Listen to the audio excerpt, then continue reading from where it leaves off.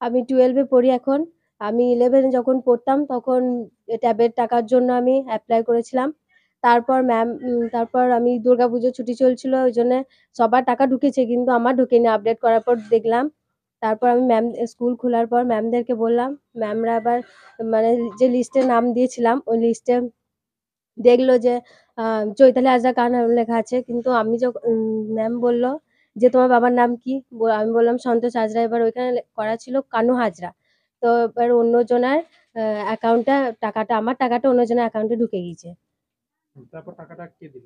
টাকাটা মানে ওদেরকে বলা হয়েছিল কিন্তু ওরা বেশ সুস্থভাবে দিতে চায়নি টাকাটা। ওরা বলছে যে আমাদের অ্যাকাউন্টে ঢুকেছে তখন আমাদের প্রাপ্য। কিন্তু তারপর ম্যামরা ওদেরকে বুঝিয়েও পারেনি। ওই জন্য থানায় গিয়েছিলাম। থানাতে গিয়ে পুলিশ গিয়ে ওদের বাড়িতে বলেছে। তারপর আজকে ব্যাংক থেকে আমাকে পুলিশই টাকাটা দিয়েছে। পুলিশ কি বাড়িতে এসে দিয়ে গেছে? না না ব্যাংকে। ঘটনাটা কবে ঘটেছিল? ঘটনাটা মানে যখন যখন পুজো ছুটি চলছিল তখন আমি জানতে পেরেছিলাম যে আমার টাকা ঢোকেনি। তারপর আমি স্কুলে গিয়ে শনিবারে গিয়ে ম্যামরা বুঝতে পারলো যে কিভাবে কি হয়েছে। তারপর আজকে আমি টাকাটা পেয়েছি। কি মনে করছে এই ধরনের ঘটনা কি হতে পারে? ম্যামদেরই একটু ভুল হয়েছে।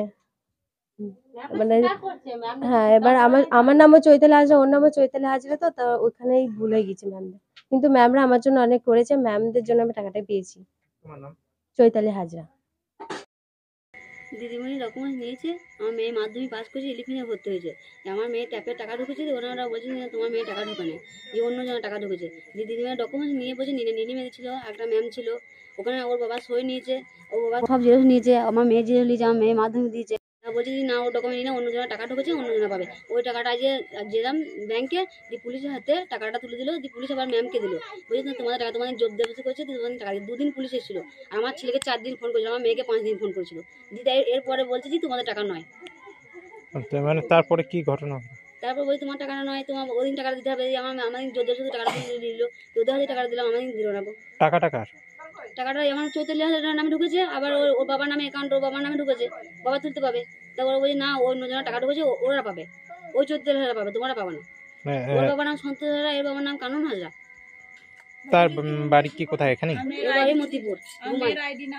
আমি আইডি নাম্বার নিয়েছে, আবার আধার নাম্বার নিয়েছে, ভোটার নাম্বার, ব্যাংকের অ্যাকাউন্ট নিয়েছে, সবই নিয়েছে। আমি দিয়ে বলছি না তোমার ডকুমেন্ট নিয়ে বলছি নিয়ে তোমরা চেক করতে পারো।